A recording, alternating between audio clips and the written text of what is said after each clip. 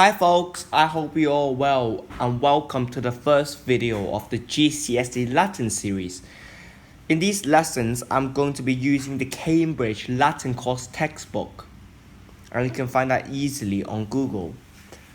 So first, let's look at book 1, and for our first lesson, we're going to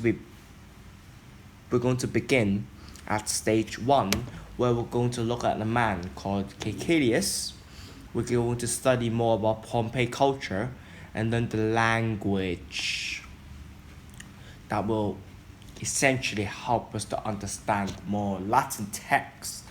So without further ado, let's get started. So in the first part, we're going to be looking at language first, because I think that's vital to understand the language or the culture.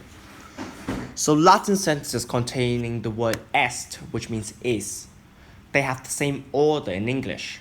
For example, in Latin, metella est mater is metella is the mother. So est and is, they have the same order. Another example is the dog is in the street, that's in English. And in Latin, the dog is canis, is est, and the street is in via.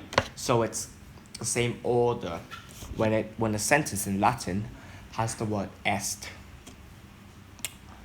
In other Latin sentences, the order is usually different from that of English. For example, in English, the dog is sleeping in the street. But in Latin, we say the dog in the street is sleeping.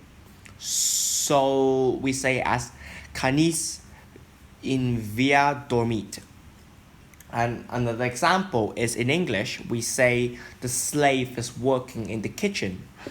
But in Latin, we say the slave in the kitchen is working. So, servus in culina laborat.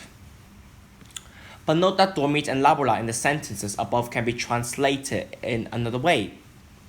For example, the sentence, servus in culina laborat can also mean the slave works in the kitchen, or it can be translated into the present continuous tense as the slave is working in the kitchen. So remember, always read the text to help you decide which translation makes the better sense. So let's practice the language now. So it tells us to write out each Latin sentence, completing it with a suitable word or phrase from the box. Then we have to translate the sentence, and when we can only use each word and phrase once. So the example is, the slave is in the garden, so servus est in horto. So let's go for exercise question number 1. So 1A, something est in horto. So we know that horto means the garden. So we can say servus est in horto as it was an example, which means the slave is in the garden.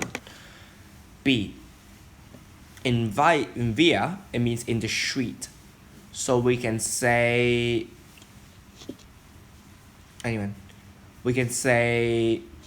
for example, Quintus as in via. And that means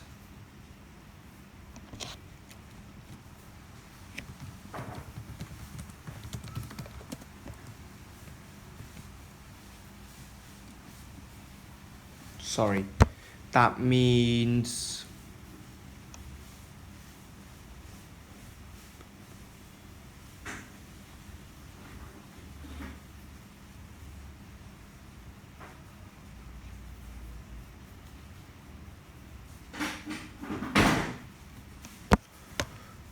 Quintus est in via. And then for 1C, we can say mater as in culina. So we can say the mother is in the kitchen. And for D, we can say canis as in tablino. So that means the dog is in the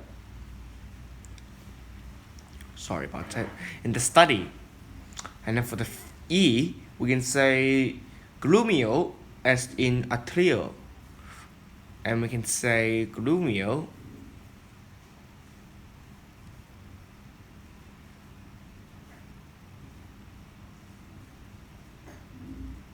Glumio means